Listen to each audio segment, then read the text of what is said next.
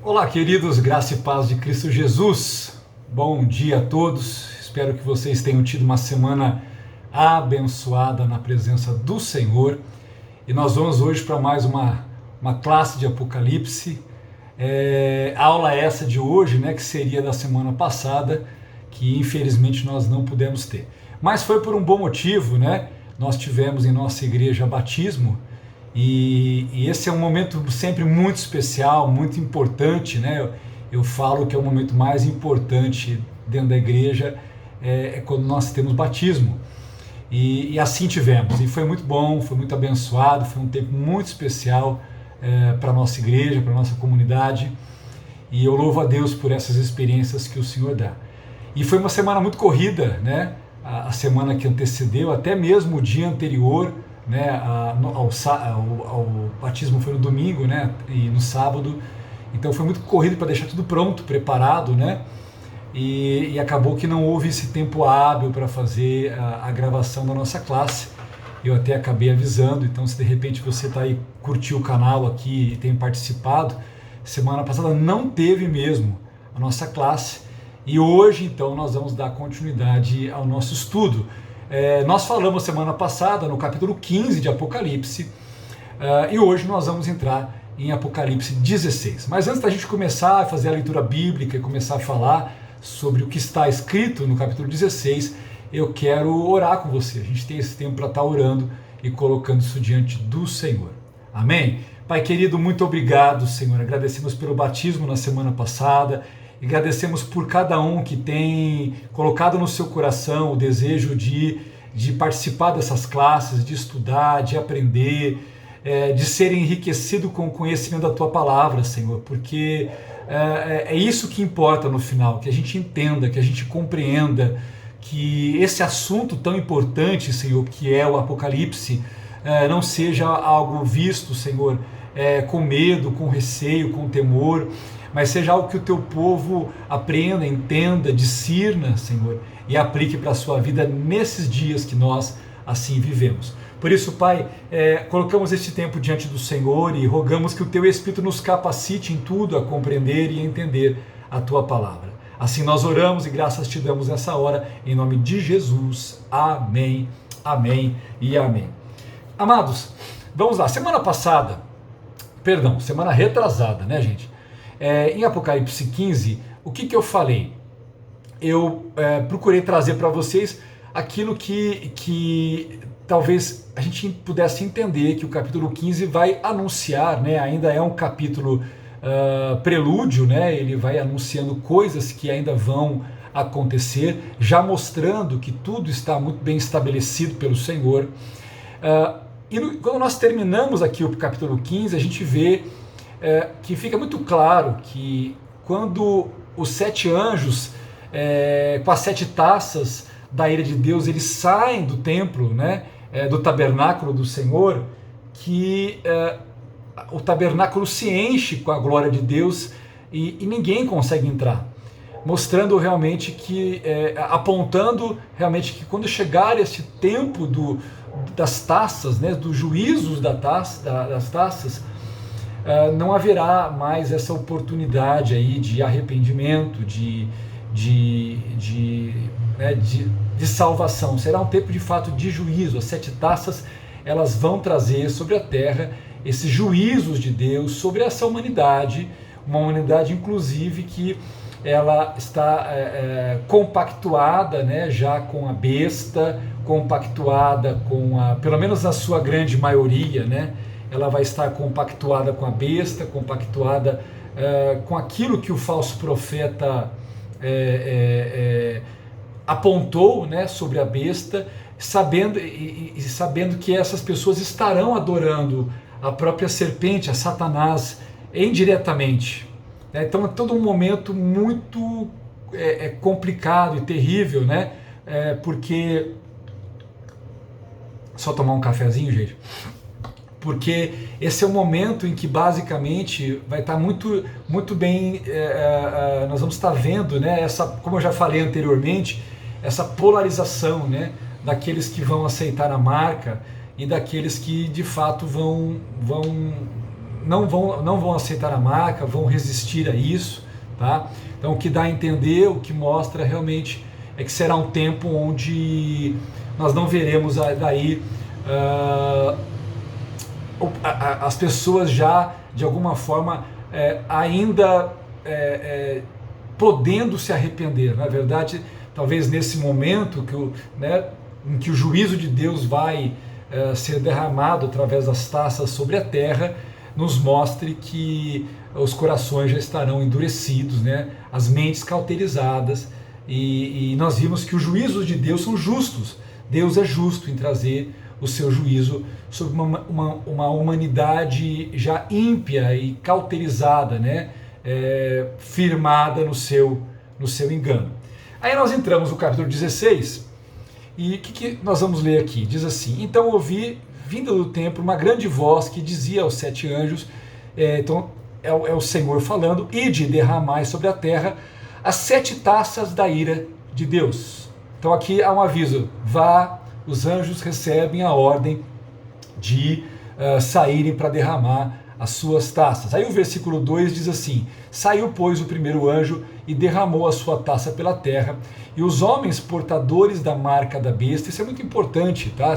Observe que ele faz essa separação, né? Ele fala, os homens portadores da marca da besta e adoradores da sua imagem sobrevieram, sobre eles sobrevieram úlceras malignas e perniciosas. Então observe que a taça que traz a ira de Deus, ela claramente vem sobre quem?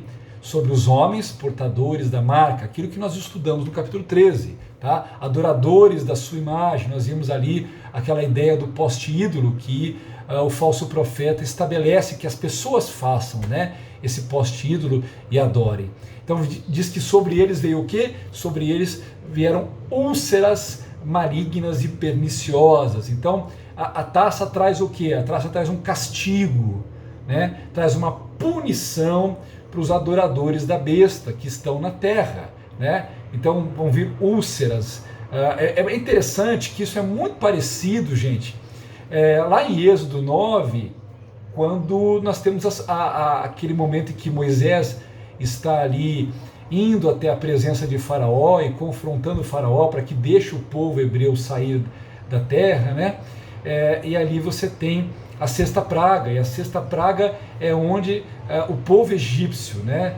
E somente o povo egípcio, sobre eles sobreveio aquelas úlceras malignas, tá? Então é muito parecido aqui, tá? Então o que nós podemos entender, né? Essas úlceras são como grandes feridas, né? Como tumores, como algum tipo de câncer, algo que vai trazer grande sofrimento, que pode ser uma úlcera, uma chaga externa, uma ferida que abre, pode ser algo interno que provoque dor nas pessoas, né? Algo que traga todo esse sofrimento. Então a primeira taça nós estamos lendo aqui, e de cara a gente vê que Deus já, desculpa a expressão, gente, Deus chega chegando, né? Ele já chega chegando, e logo de cara ele já dá literalmente uma pancada muito forte aí, tá? Vamos lá. Depois, na sequência, no versículo 3, diz assim, agora falando sobre o segundo anjo, tá? Observe, queridos, que o que nós podemos perceber que a coisa é muito rápida, tá? Nós estamos caminhando, basicamente, a gente já viu isso, nós estamos caminhando aí para o final da grande tribulação, do segundo período, né, chamado de grande tribulação, e agora você vê que há uma rapidez, né? Vem a primeira taça, e logo após a primeira taça vem a segunda taça, e a segunda taça está no versículo 3, que vai dizer assim, derramou o segundo anjo a sua taça no mar, e este se tornou em sangue como de morto, e morreu todo ser vivente que havia no mar. Então, o mar se torna em sangue, né? Como de morto. E todo ser vivente que havia no mar vai morrer. Como eu citei na primeira taça, né? Com a sexta trombeta, sexta trombeta, com a sexta praga no Egito, perdão, gente, algo muito semelhante também ao que aconteceu nesse mesmo momento lá no Egito, né, em Êxodo 7, acontece, porque se você olhar lá a segunda, a morte dos peixes, a primeira praga, desculpa, gente, né? A primeira praga, ela acontece por eu fui ler uma coisa aqui que eu deixei aqui na tela de observação e eu me atrapalhei com o raciocínio. Mas algo semelhante acontece lá em Êxodo 7, tá? Quando Moisés faz com que a água do Nilo se torne sangue. Então você tem ali a morte dos peixes. Foi a primeira praga que Moisés então trouxe ali quando o faraó se negou a soltar o povo hebreu. Outra coisa interessante que vale a pena citar aqui é que quando a gente compara essa situação aqui da segunda taça com a segunda trombeta, tá? Na segunda trombeta, que está lá em Apocalipse 8, versículo 8 e 9, você vai ver o quê? Que lá é dito que apenas a terça parte do mar foi afetada e a terça parte dos seres viventes naquele momento, dos seres marítimos, né, morrem. Agora, gente, a informação aqui ela é mais tensa, porque quando essa segunda taça for liberada, ela diz, não é apenas a terça parte, aliás, a terça parte já havia sucumbido. O que mostra, na verdade, é que todo o restante da vida marinha vai ser afetada. Então, eu quero que vocês pensem que no final dessa grande tribulação, essa segunda taça, ou seja, as pessoas já vão estar sofrendo com úlceras, tá? E aí, elas agora vão ter o quê? Uma situação de ver uma grande praga, né? Uma grande doença no mar. Tá? O mar vai ficar como sangue de morto. Tá? Provavelmente, gente, alguma coisa que pode ser sobrenatural ou não, mas que Deus permita acontecer, que vai afetar. É como uma grande catástrofe. Né, uma grande catástrofe ambiental. Mas tentem imaginar uma catástrofe ambiental a nível mundial. Tá? Então não vai ser apenas, né, como foi lá no Rio Nilo, lá no Egito. Agora nós estamos falando de uma coisa que vai afetar. E observe que o versículo 4 fala assim: derramou, né, o terceiro, aí vem o terceiro anjo, né? Ou seja, o segundo foi no mar. E diz que todo o restante dos seres marítimos morrem, ou seja, nós vamos ter literalmente como se toda a vida marítima foi afetada a um nível irrecuperável, tá? Porque às vezes a classificação de morte não necessariamente seja porque está tudo morto já, mas as coisas foram afetadas de tal forma que na verdade elas já estão condenadas, né? Nós tivemos aquela situação daquelas represas, né, de resíduos que acabaram rompendo lá em Brumadinho, né, por exemplo. E o que nós vimos? Nós vimos que aquilo lá foi indo, né? E na verdade todos os lugares para baixo, onde as cidades e localidades para baixo, elas já estavam condenadas, porque não havia tempo hábil para se mudar, não havia tempo hábil para se fazer qualquer tipo de controle, de bloqueio, de desvio. Então, o que foi acontecendo é que, à medida que aquelas águas foram, né, passando de um lugar para o outro, de uma cidade a outra, por conta de todo aquele fluxo, né, fluvial dos rios ali, até chegar no mar, você foi vendo que alguns lugares pareciam não estar ainda contaminados, né? Mas já estavam condenados. Então era só uma questão do tempo chegar e aquilo de fato ser contaminado e vir a morrer. Então acho que esses exemplos que nós temos hoje, né, de lugares hoje que você pega, não que a vida marinha desapareceu, mas que a vida marinha já está condenada, ou seja, quando cientistas, eles analisam e falam, isso aqui não tem mais jeito, né? Isso já está contaminado, o ecossistema aqui já foi destruído, ainda tem lá uns corais, tem os peixes, tem isso, mas isso não é suficiente, tudo isso vai morrer, já está contaminado.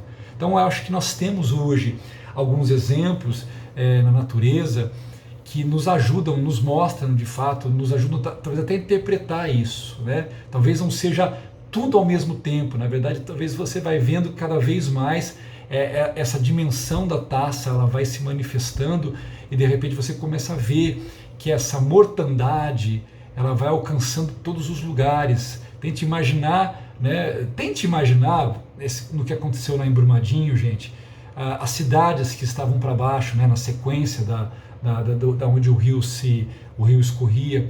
Tente imaginar aqueles que estavam ali, talvez há 2, 3 dias, toda aquela sujeira, toda aquela água contaminada chegar.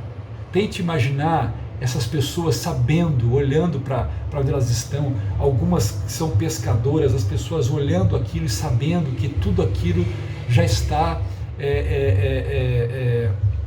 perdido, né? Ainda que naquele exato momento que elas estão olhando as águas, elas olham e estão vendo o quê? Estão vendo vida marinha, estão vendo equilíbrio, mas elas sabem que daqui a 2 dias, aquilo que está vindo, aquela enxurrada de resíduos que estão vindo lá da barragem, né, que rompeu, vai passar por ali. Quando passar por ali, já era, né? Tente imaginar tudo isso, tente imaginar isso agora dentro de um desdobramento a nível mundial. Gente, é um negócio terrível, né? Mas você vê isso, um julgamento do Senhor, né, sendo aplicado sobre uma humanidade que de fato dura, né, e que está pronta a blasfemar e se voltar contra Deus. E aí o versículo 4, gente, diz assim, né, o terceiro afetou o mar, e no 4 já assim, derramou o terceiro a sua taça nos rios e nas fontes das águas, e se tornaram em sangue. Então, se já era uma tragédia a vida marinha, né,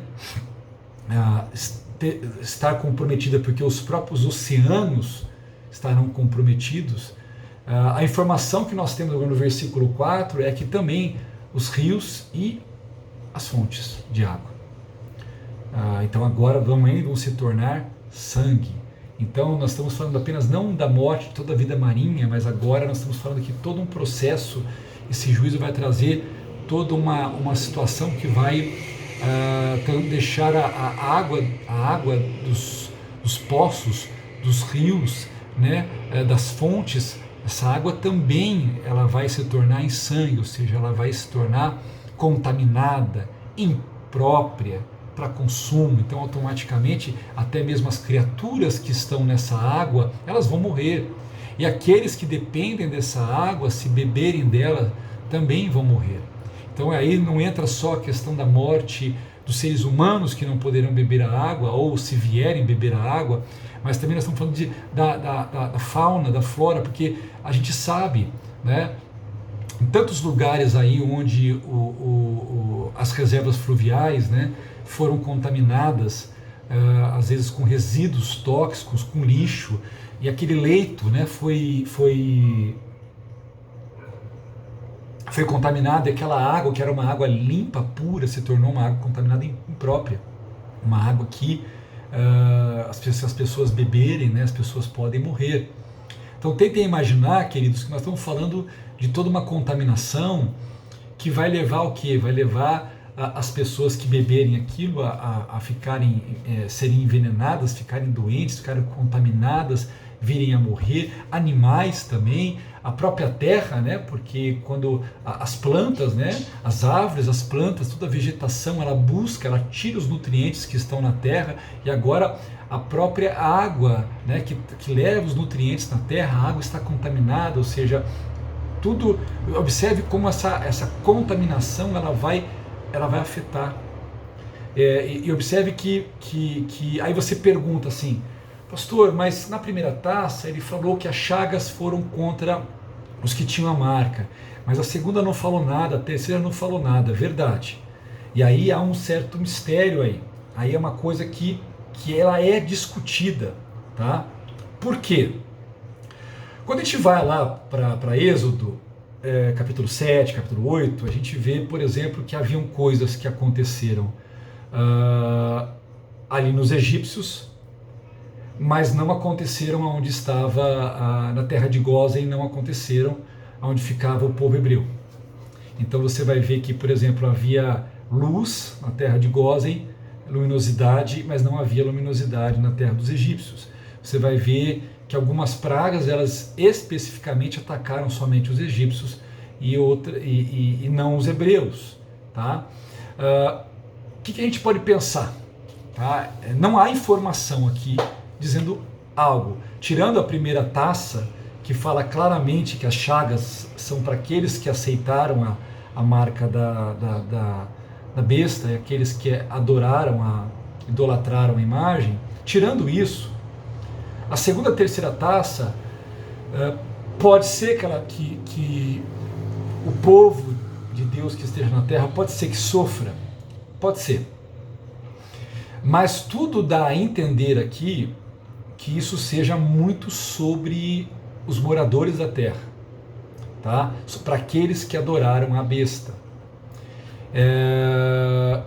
Aí você pergunta, tá, mas e o povo judeu, e aqueles que servem a Cristo, né, na face da terra, e até mesmo se a gente pensar, pessoas das nações, porque existe também essa hipótese, né, nós vamos falar dela mais para frente, pessoas das nações, as chamadas ovelhas, né, nações ovelhas, que Jesus fala em Mateus 25, que não necessariamente são pessoas que creram no Senhor, mas são pessoas que apoiaram, né, apoiaram aqueles que servem a Deus, apoiaram aqueles que creem em Deus e têm o testemunho do seu Filho, né?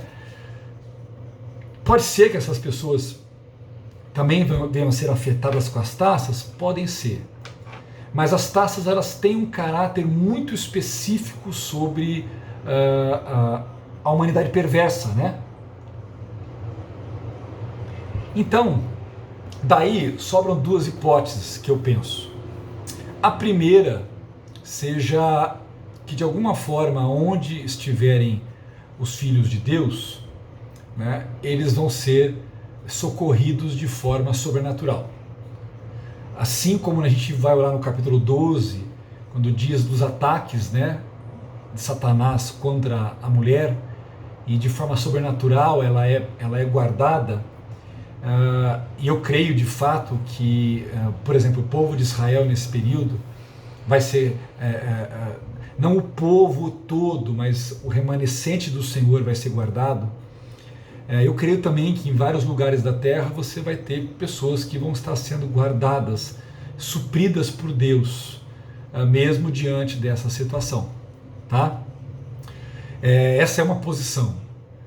Uma outra posição que a gente também tem que pensar nesse caso, e aí eu não estou entrando especificamente em dizer assim, olha, essa é uma visão pré-tribulacionista, essa é uma visão mid, mas ela cabe também dentro de uma visão,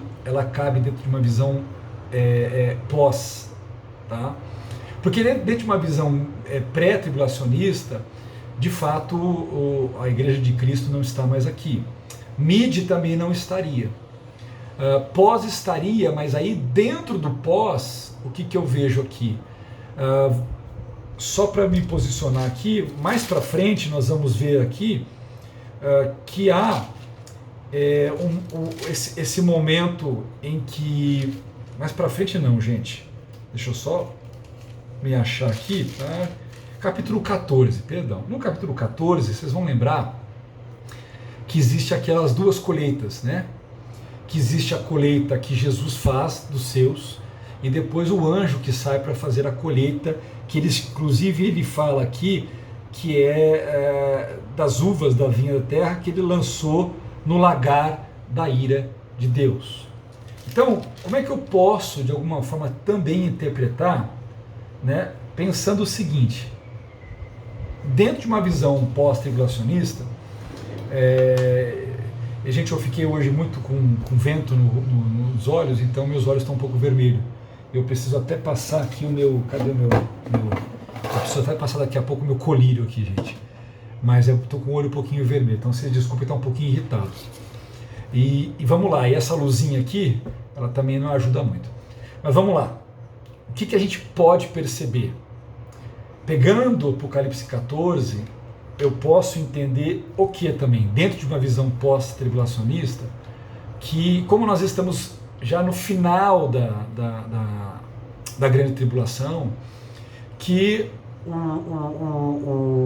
o arrebatamento,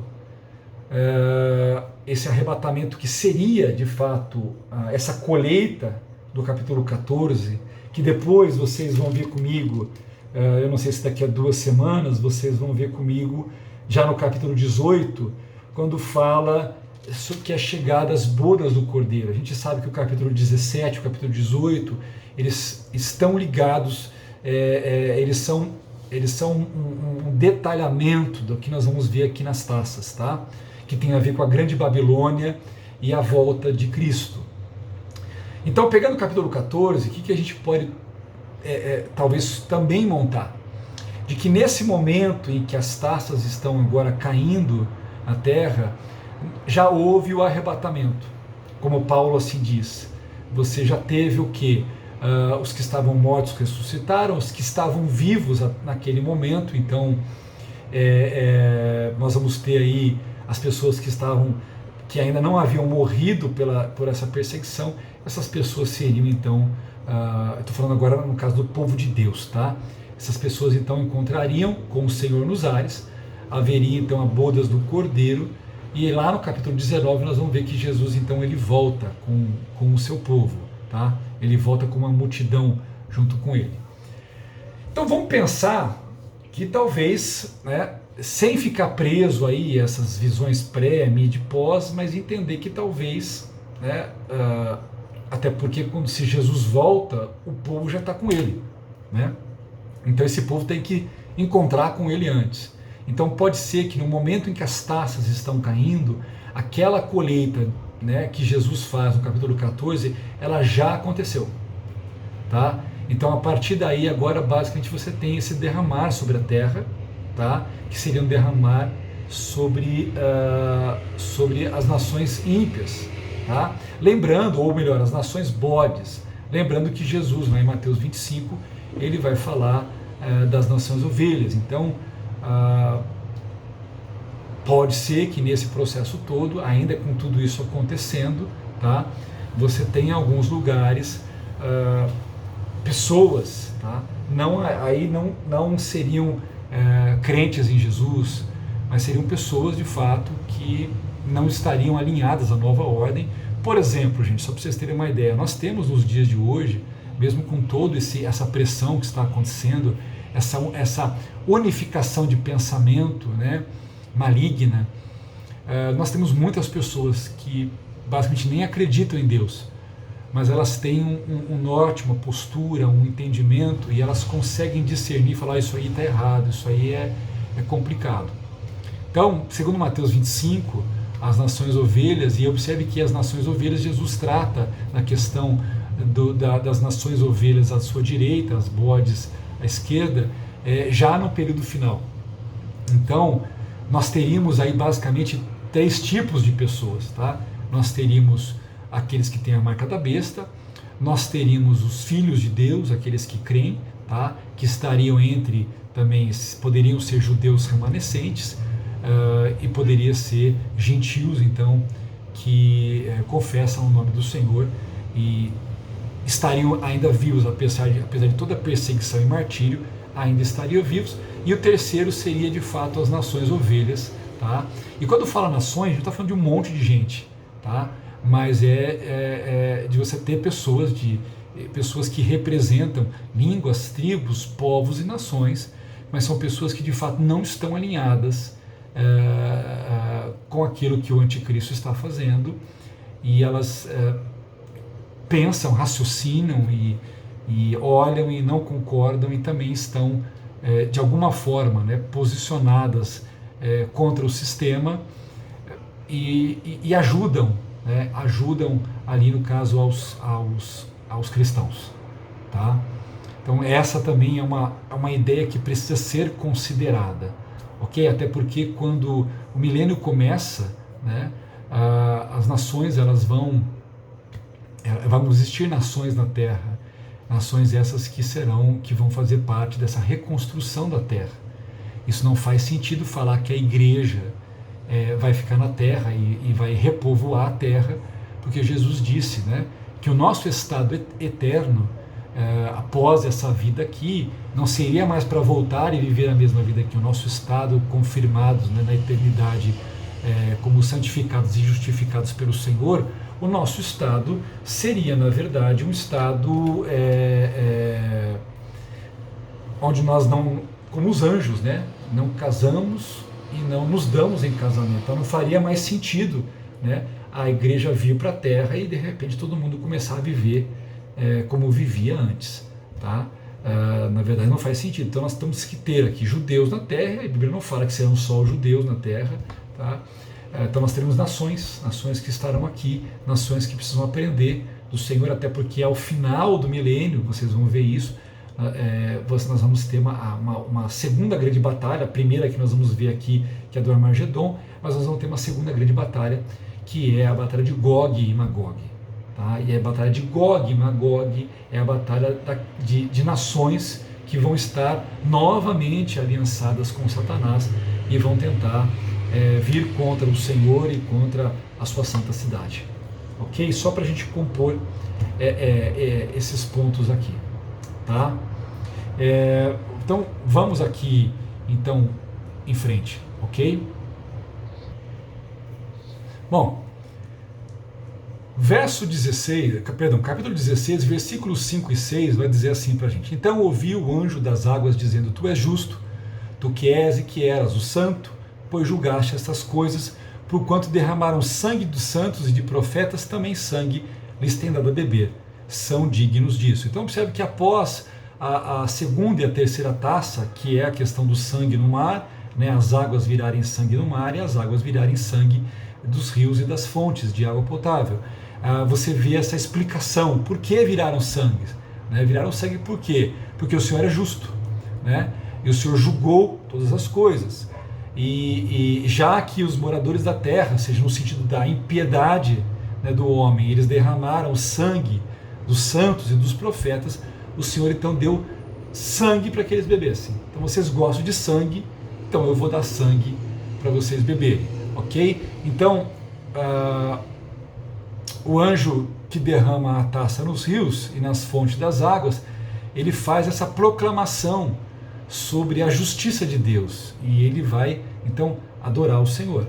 Então a água se torna em sangue porque os habitantes da terra, né, e aí não necessariamente aqueles daquele momento, apesar que a gente entende, né, por Apocalipse capítulo 6, capítulo 7, que há toda uma perseguição acontecendo. Então a ideia é mais ou menos essa: os habitantes derramaram sangue inocente, tá? Então agora eles vão sofrer sangue, o sangue vai ser ali derramado e eles vão ter sangue diante deles, tá?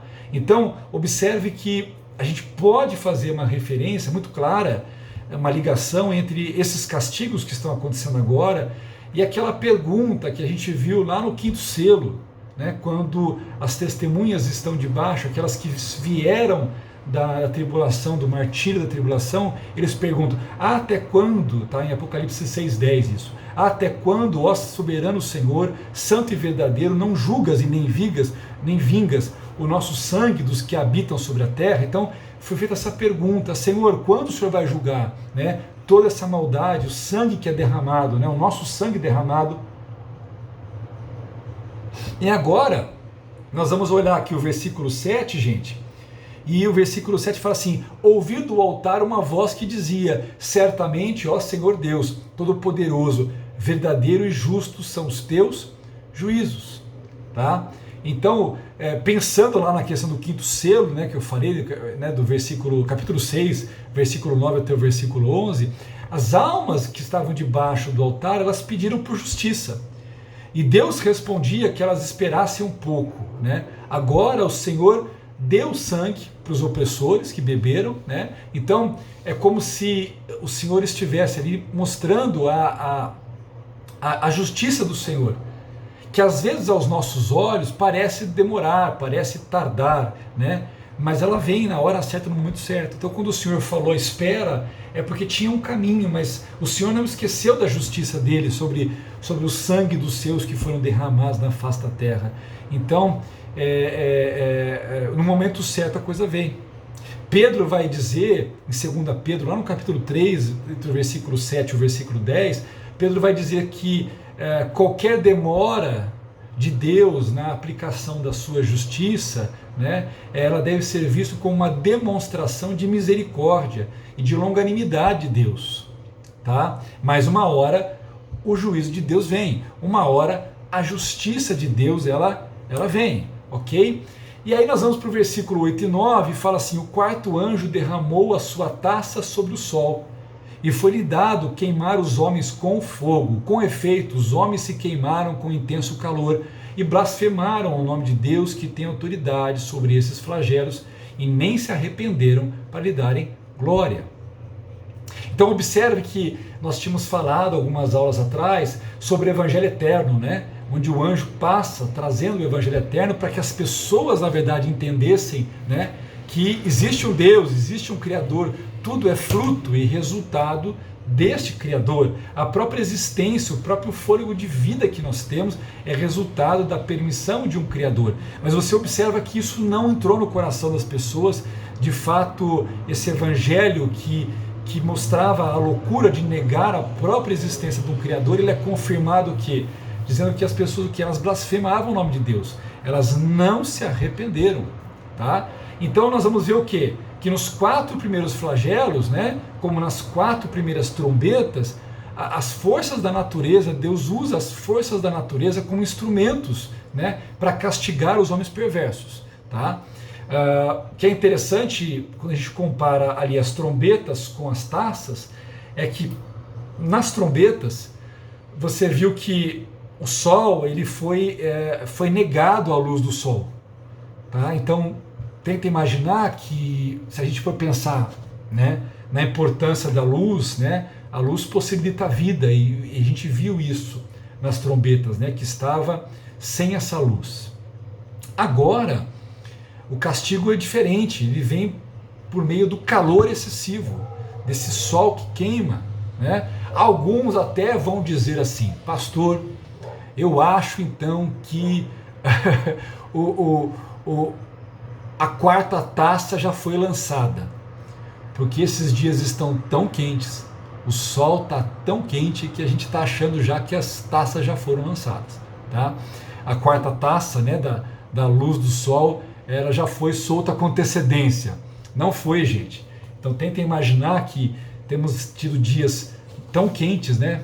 E eu imagino que esse final de ano agora e esse início de ano, esse verãozão vai ser muito quente mesmo, né? Aqui tem feito muito calor. Eu tô aqui com uma brisinha aqui, gente, mas mas tá quente, tá bem quente, tá? E agora a gente vê o que, diferentemente da trombeta, na taça aqui, agora vem um calor excessivo, um calor que queima, um calor que judia, né? Um calor que traz aflição. Então nós vamos ter sobre a terra, né, uma intensidade do calor que vai trazer grande aflição. Então tenta imaginar, olha só a situação, as pessoas estão com chagas, você tem os mares que estão morrendo, você tem as fontes e os rios estão morrendo, né? E você tem agora um calor excessivo, né, que, né, vai amplificar e piorar isso tudo, tá? Um calor tão intenso como nunca se viu antes. Tenta imaginar isso, gente. E é curioso que na mesma forma que esse calor está intenso, a falta de arrependimento também é intensa, porque o texto diz que eles não se arrependeram. O castigo vem por causa da injustiça, e ainda assim, né, aqueles que estão na impiedade, eles não mudam de posição, eles levantam, o texto diz que eles levantam a sua voz, eles blasfemam contra o Senhor. Tá? Aí aqui versículo 10 e 11 fala o quinto anjo que vai derramar então a quinta taça. Ele fala assim: derramou o quinto anjo a sua taça sobre o trono da besta, cujo reino se tornou em trevas, e os homens remordiam a língua por causa da dor que sentiam e blasfemaram Deus do céu por causa das angústias e das úlceras que sofriam e não se arrependeram das suas obras. Vamos lá. Importante aqui entender, tá? Nós já vimos esse juízo de Deus cair sobre as nações no passado, tá? Aqui fala do trono da besta, e a gente sempre discute isso, né? O trono da besta vai ser um trono mesmo, no sentido assim, vai ser uma cidade, né?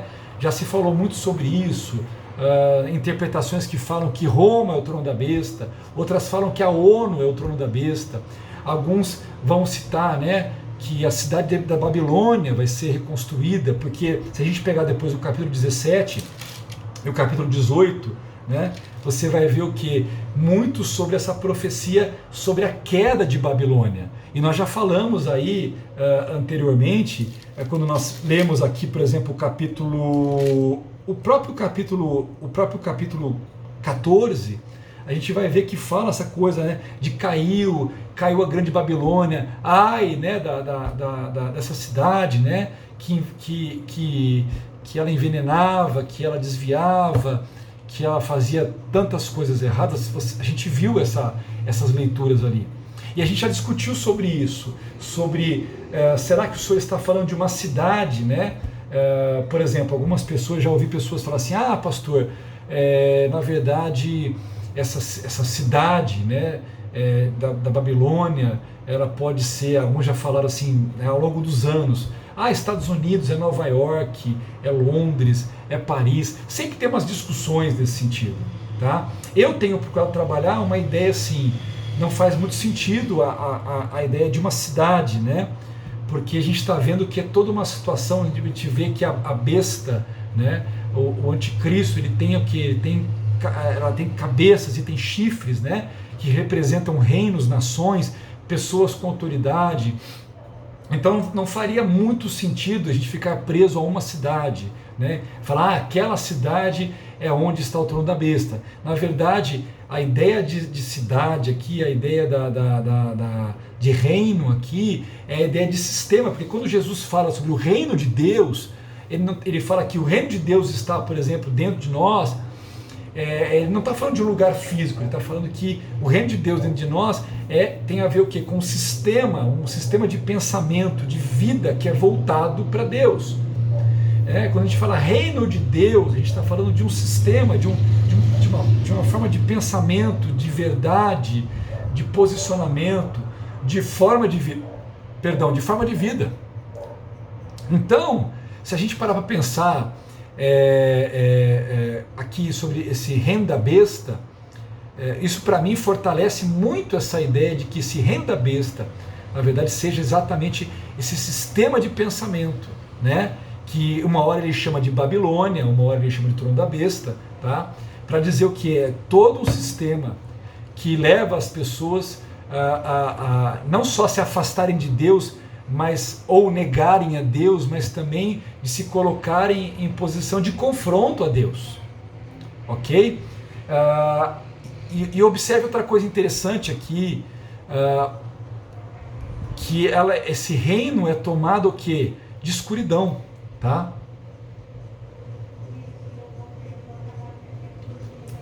Esse reino é tomado de escuridão, e essa escuridão, ela pode ser de fato uma escuridão física real, que aí eu particularmente não acredito muito, porque para fazer muito sentido de uma escuridão física, como aconteceu lá em Êxodo, quando houve essas trevas sobre a cidade egípcia e não aconteceu onde estavam os hebreus, ali foi uma manifestação de uma escuridão que ela foi sobrenatural e as pessoas não conseguiam enxergar nada. E talvez a grande pergunta não é que houvesse algum tipo de nuvem ali, mas alguma coisa que abateu sobre a visão das pessoas, sobre o entendimento das pessoas. Talvez possa ser a mesma coisa aqui, porque nós estamos falando de nações aqui, de reinos, de pessoas. Então eu acho muito pouco provável que essa escuridão seja como se fosse uma nuvem de escuridão que viesse sobre um lugar. Ela teria que correr sobre quase todo o planeta. Mas eu poderia pensar em algo sobrenatural da parte do Senhor que deixasse as pessoas temporariamente cegas, sem enxergar ou sem discernir, enganadas, talvez até com uma confirmação de um estado de engano, né? Uma trevas que vem para trazer essa confirmação, porque o texto diz na sequência aqui que, apesar, observe que fala que elas remordiam a língua por causa da dor, e depois fala das angústias e das úlceras. Então tente imaginar a situação que as pessoas estarão, porque foi o que eu falei para vocês, as taças elas vão se somando, né?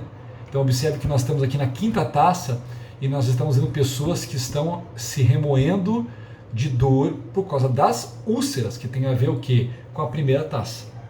Então você vê um estado de sofrimento, as pessoas literalmente mordiam a língua, né? Mas o texto diz o quê? Que elas blasfemaram contra Deus, elas não se arrependeram das suas obras, tá? Mesmo mordendo os lábios por causa das suas dores e por causa das suas chagas, ok? Versículo 12 então diz assim: derramou o sexto anjo a sua taça sobre o grande rio Eufrates, cujas águas secaram, para que se preparasse o caminho dos reis que vem do lado do nascimento do sol, tá? Ou do oriente, tá? Aqui é interessante, porque se você pegar o mapa do rio Eufrates, você vai ver que o rio Eufrates ele vem da Turquia, né? Ele vai descendo, ele passa pela Síria. Eu estou com o mapa aberto, tá? Por isso que eu estou olhando para cá. Ele passa ali pelo Iraque, tá?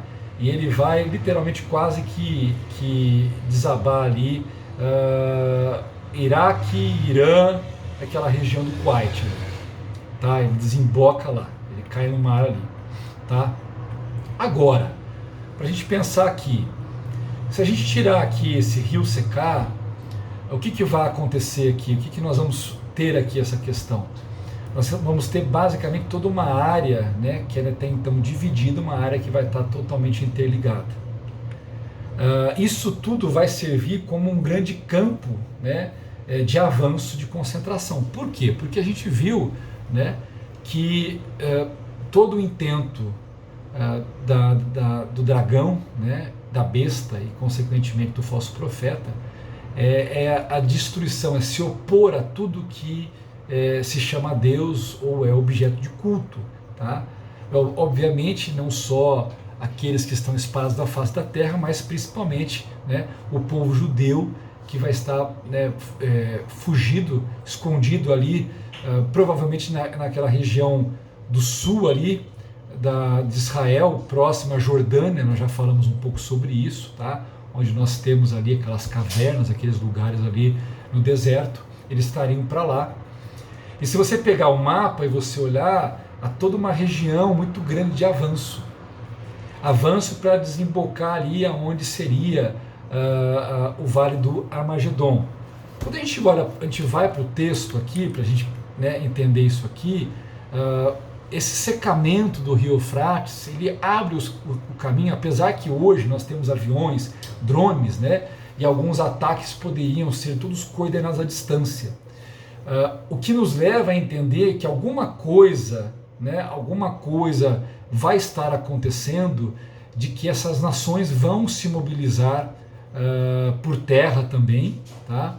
Para fazer um grande ataque, talvez uma grande destruição. Muita gente que discorre sobre o estudo de Apocalipse vai dizer que, baseado em Apocalipse capítulo 12, nós vamos ter várias frentes de guerra tentando destruir Israel, e nenhuma delas de fato vai estar conseguindo. E quando Jesus chegar ali, descer ali no Monte das Oliveiras, né, com todo aquele exército celestial junto com ele, né, você vai ter todo este ajuntamento, né, ali presente para guerrear contra ele, Mas tudo isso tinha o primeiro foco de destruir o povo judeu. E automaticamente a batalha depois muda quando Jesus está então aqui com os seus exércitos, né? Com a sua multidão que está com ele, que nós vamos ver isso no capítulo 19. Tá? Então o que a gente pode pensar aqui, quando a gente olha esse contexto, tá? É que nós vamos ver essa movimentação acontecer, e essa movimentação ela é muito descrita, porque quando a gente vai olhar o texto aqui, logo após o versículo 12, que fala que foi preparado o caminho dos reis do Oriente, o versículo 13 fala, então vi 3 espíritos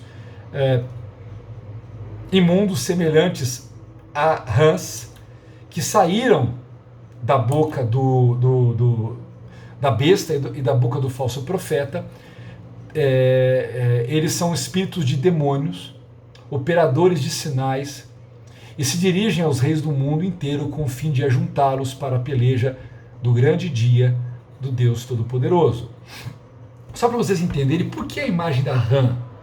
Porque a rã, gente, ela é um animal impuro dentro da tradição judaica. Só você olhar Levítico, por exemplo, Levítico 11, lá verso 28 até o verso 31, você vai ver isso sendo mencionado. Então, elas também aparecem na segunda praga do Egito, lá em Êxodo 8, tá? Do versículo 1 até o versículo 15, a segunda praga. Tá? Então, essas rãs, elas representam o quê? Elas representam o engano manifestado, e aqui é interessante porque você vê ele dizer aqui, né? Ele vai trazer uma informação que é aquilo que nós já falamos anteriormente sobre essa trindade satânica, né? Ele fala que a rã sai da boca do dragão, sai da boca da besta e da boca do falso profeta. Então quem que é o dragão? O dragão é o próprio Satanás. Tá? E aqui ele está tentando imitar Deus. Né? Depois você vê o dragão também tentando imitar Cristo, e você vê o falso profeta, que ele está tentando sempre imitar o Espírito Santo. Então quando você pega essa trindade satânica, tá? É uma trindade de engano. Observe que cada um deles vai agir dentro de uma dimensão, de um campo de atuação, né? Espiritual sobre a vida das pessoas. Então, o Satanás solta a rã dele, o anticristo a dele, o falso profeta dele. Então, essas rãs, elas são demônios, né? São espíritos de engano, e observe que eles vão de encontro ao que? Aos reis do mundo, para enganar os reis do mundo, para fazer de fato com que eles sejam enganados, sejam levados a tomar uma decisão de fazer toda essa aliança satânica para vir contra o povo de Deus. E é claro que depois estarão vindo, né, para lutar contra o próprio Senhor. Tá?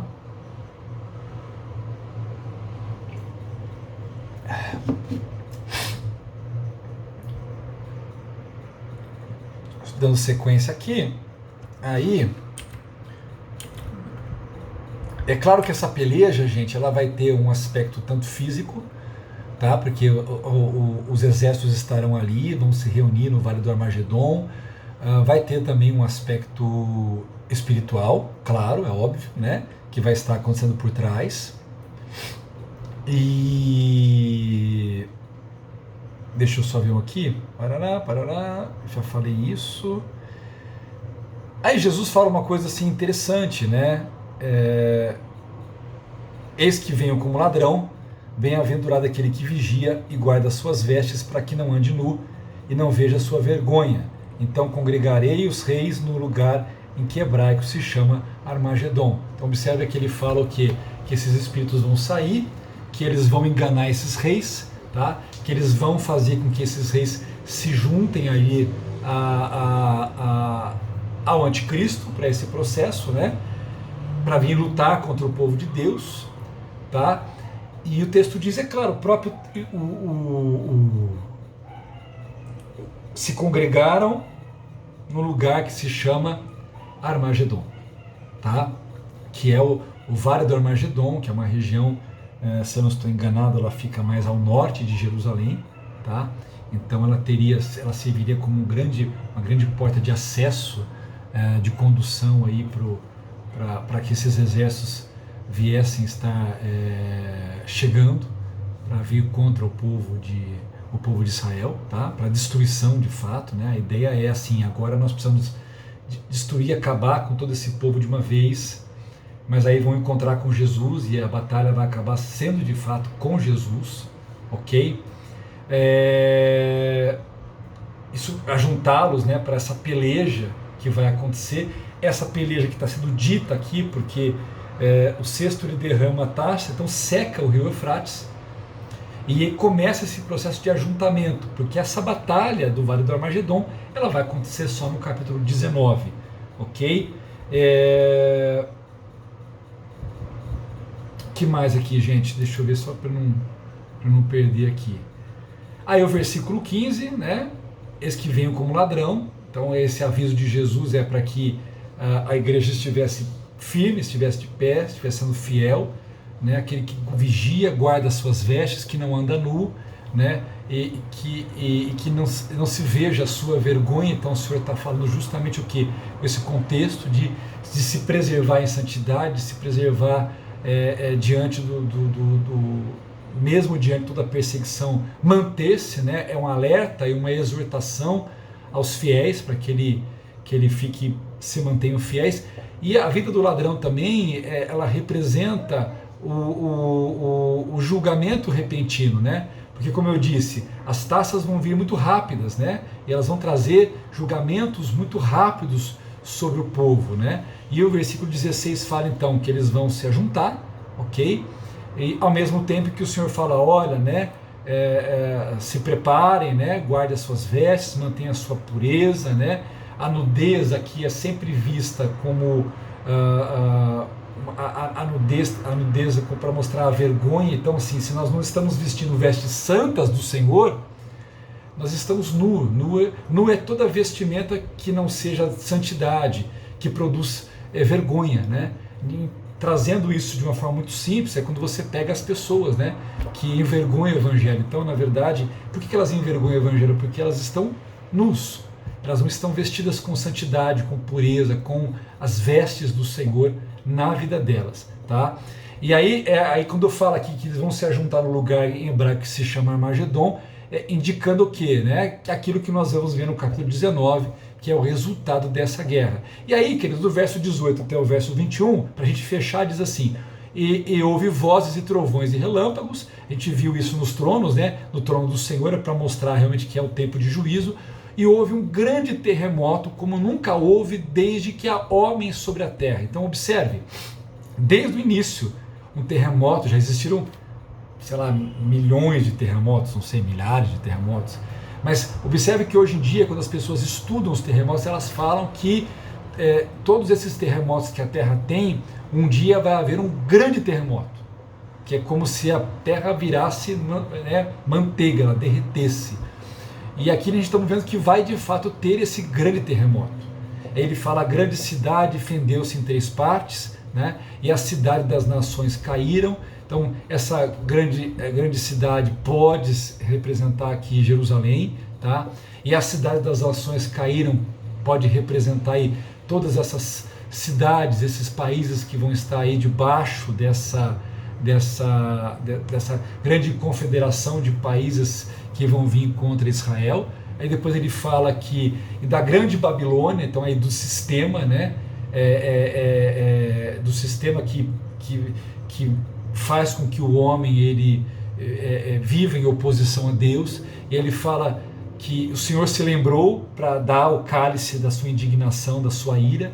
E ele fala, toda a ilha fugiu. Então você imagina que um terremoto dessa magnitude vai produzir um maremoto da mesma magnitude. Então fala que toda a ilha fugiu e os montes não se acharam. Então eu tento imaginar que nós vamos ver aí esses tsunamis vão vir na face da terra, né? Talvez vão engolir lugares inteiros, né?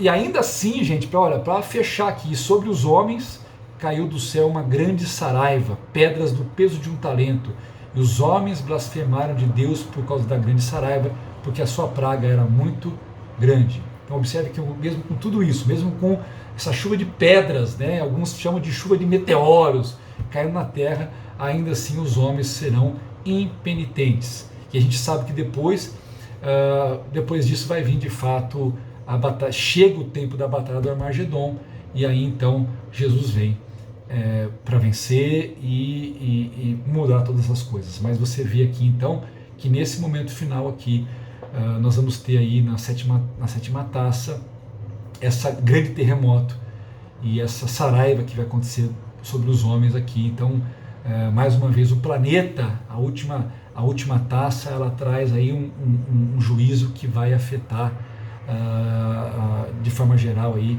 o planeta como um todo. Amém, queridos? Espero que você possa ter sido abençoado aí, tá? Ao derramar então as 7 taças, né? O anjo vai dizer aqui no versículo 17, está feito. Para mim isso lembra muito quando Jesus disse lá em João 19:30, está consumado, né? Ainda que algumas coisas naquele momento não estivessem consumadas, a ideia é essa, tá? Que o que tinha que ser estabelecido já está estabelecido e no tempo certo vai acontecer, tá? Então nós vemos aqui o que? O juízo de Deus está sendo cumprido sobre toda a terra. Amém, queridos? Nós passamos um pouquinho aqui de 1 hora, mas espero que você possa ter sido abençoado aí com esse estudo. Vamos orar? Pai, muito obrigado por esse tempo, por esse estudo. Continua com o teu povo, abençoa cada um e dá-nos descanso no dia de hoje e mais uma vez uma semana abençoada. Graças te damos nessa hora e oramos em nome de Jesus. Amém. Deus abençoe. Fique na paz de Cristo. Uma excelente semana para você na presença do Senhor. Um forte abraço. Até mais.